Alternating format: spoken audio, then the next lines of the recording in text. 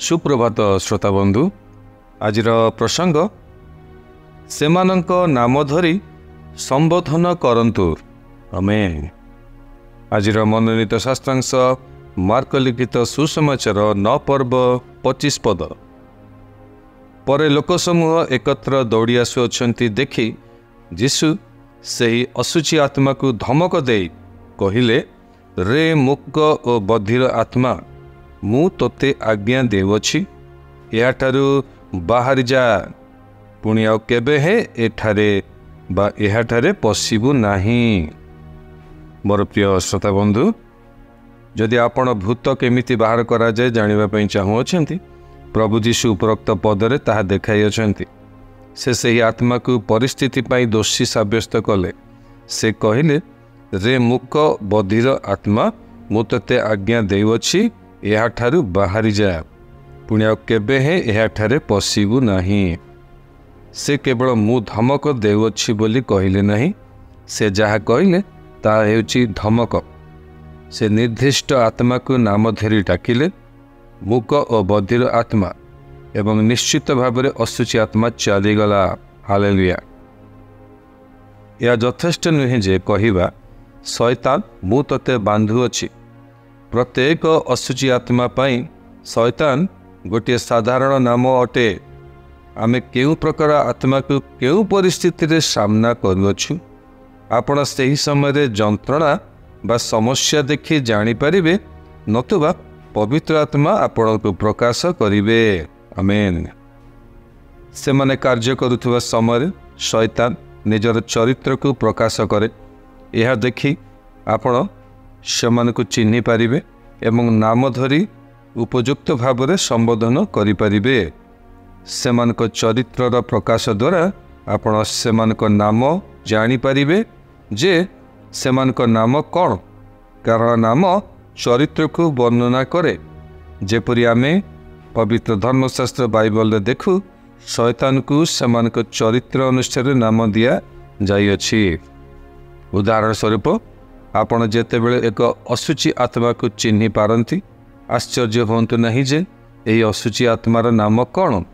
आपण सेही नाम रे ताहाकु संबोधन करी कहंतु जे, रे असुची आत्मा मु यीशुଙ୍କ नाम रे तोते आज्ञा करूअछि, एहाठारु बाहरी जा। आपण जेबे यीशुଙ୍କ नाम रे आज्ञा देबे, कोनोसी असुची आत्मा ताकु विरोध करि परिबो नाही। आमेन। पवित्र धर्मशास्त्र बाइबल लिखा जे, फिलिपियो 2 पर्व 10 पदरे, स्वर्ग मर्त्य और पाताल थिबा प्रत्येक जानू यीशुଙ୍କ नाम रे नत हेबो। आमेन। मार्क लिखित सुसमाचार 6 पर्व 7 पद वाक्य लिखा जे, प्रभु यीशु अपना शिष्य मान को असुची आत्मा मान को बाहर करने पाई अधिकार देले। Praise the Lord. माथ्यू लिखित सुसमाचार 10 पर्व 8 पदरे, से जोर दे कहिले, पीड़ित मान को सुस्थ कर, मृत मान को उठाओ, कुष्ठी मान को सूची कर, भूत मान को छड़ाओ। आमेन। हालेलुया। ईश्वर आपन को आज वाक्य द्वारा विशेष भाव आशीर्वाद करंतु। आसंतु प्रार्थनार समय मध्य को जीवा, प्रार्थना करिबा। मो पछे पछे आपण यही प्रार्थना करंतु। प्रिय पिता, धन्यवाद देउछि, आपण मते सर्वशक्तिमान यीशुଙ୍କ नाम रे भूत छड़ाइबा पई देई अछंती। मो जीवन रे बा मो परिवार रे एवं मोर प्रिय लोक मान को जीवन रे शैतान रो कौनसी स्थान नहीं। मु मो जीवन रे लगातार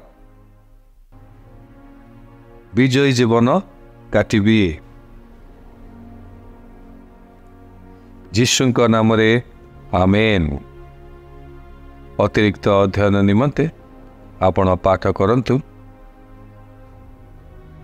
मार्क लिखित सुसमाचार 1 पर्व 25 एवं 26 पद। ତା ସହିତ 16 ପର୍ବ 17 ପଦ ଏବଂ ଲୁକ ଲିଖିତ ସୁସମାଚାର 10 ପର୍ବ 18 ଏବଂ 19 ପଦ।